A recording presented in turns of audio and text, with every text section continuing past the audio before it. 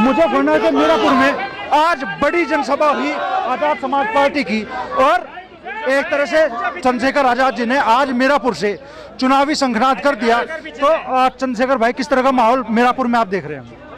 मीरापुर में आप जैसे अनुभव पत्रकार ने आज की पूरी रैली कवर की है, मैंने आपको देखा था। मुझसे बेहतर आप बता सकते हैं कि आज की रैली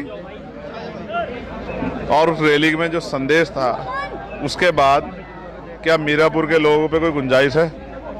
देखो, बिना समीकरणों के चुनाव नहीं जीता जा सकता। समाजवादी पार्टी में कोई चुनावी समीकरण नहीं, ठीक है? और मुकाबला यहां सीधा सीधा एनडीए अलायंस से आजाद समाज पार्टी का होगा। जब उनके प्रत्याशी मैदान में आएंगे उससे पहले आजाद समाज पार्टी के प्रत्याशी और उनके नेता कार्यकर्ता भीम आर्मी के पूरे गांव को जाके लोगों को बात करके समर्थन हासिल कर चुके होंगे। मेरा विश्वास है कि पार्टियां वोट काटने का काम तो कर सकते हैं, लेकिन आजाद समाज पार्टी का प्रत्याशी फिर भी अच्छे वोटों से जीतेगा। एनडीए अलायंस साहब मुकाबला कह रहे हैं और सीट जानी है राष्ट्रीय लोकदल के खाते में। आपका और जयंत चौधरी जी का दोस्ताना रहा है, अब आमना सामना होंगे। आप किस चीज़ का आमना सामना? तो चुनाव है, चुनाव प्रत्याशी लड़ रहे हैं, जनता को वोट देनी है, तो आमना सामना कोई मेरा झगड़ा हो रहा है उनसे? बड़े भाई थे, हमेशा बड़े भाई रहेंगे, उसमें क्या है? अच्छा, हरियाणा में जो विधानसभा चुनाव हुए, आपने जेजेपी से गठबंधन किया और चुनाव परिणाम बेहद ज्यादा निराशाजनक और नकारात्मक रहे, क्या कहना चाहते? आप बताओ कारण क्या है?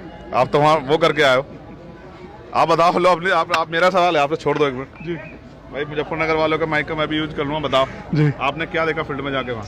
नहीं, हमने तो देखा हुआ दुष्यंत चौटाला जी के प्रति किसान वर्ग की नाराजगी थी, और किसान वर्ग और आप पहलवानों को लेकर जो आपने मुद्दे उठाए, हमेशा किसानों की आवाज भी उठाई, पहलवानों को उठाई। नहीं, आपके प्रति नाराजगी बन गई लोगों में कि दुष्यंत चौटाला के साथ आप चुनाव में थे। चौटाला जी के साथ आप कह रहे हैं कि उनके साथ जाने से आपके प्रति नाराजगी, मेरे प्रति वैसा विरोध तो नहीं था ना? कि नहीं, आपके प्रति विरोध नहीं था। मैं आपको पकड़ो बताता हूँ। देखो, ऐसा है, पार्टी ने तय किया कि उनको चुनाव लड़ना है, किसके साथ लड़ना है उन्होंने ये भी तय किया, और मैंने पार्टी का वर्कर होने के नाते अपनी जिम्मेदारी अदा की। कुछ खामियां थी, बहुत सीख मिली है, भविष्य में उन खामियों को दूर करके और ज़्यादा मजबूत संगठन बना के चुनाव लड़ेंगे। अच्छा, ऐसी स्थितियां देखने के लिए मिल रही है कि जहां आप कदम रख रहे हैं, बहुजन समाज पार्टी की भी एंट्री वहीं हो रही है।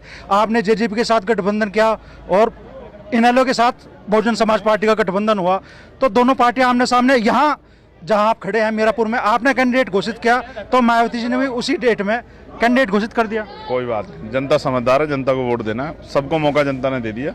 एक मौका चंद्रशेखर आजाद को भी, और फिर उत्तर प्रदेश में भी लड़ाई ऐसे लड़ जाएगी, पार्लियामेंट में लड़ी जा रही। अच्छा, लोकसभा चुनाव में आपने फोकस रखा सिर्फ एक लोकसभा सीट पे। अब आप जब 10 विधानसभा सीटों पर उपचुनाव लड़ रहे हैं, तो आप पार्टी को नुकसान नहीं होगा इस बात का? अगर बेहतर ना होता कि आप 2-3 सीटों पे ही अपना फोकस रखते? ये भी पार्टी का फैसला है, और पार्टी ने इस चुनाव को लड़ने के लिए 10 सीटों पे उसकी तैयारी की।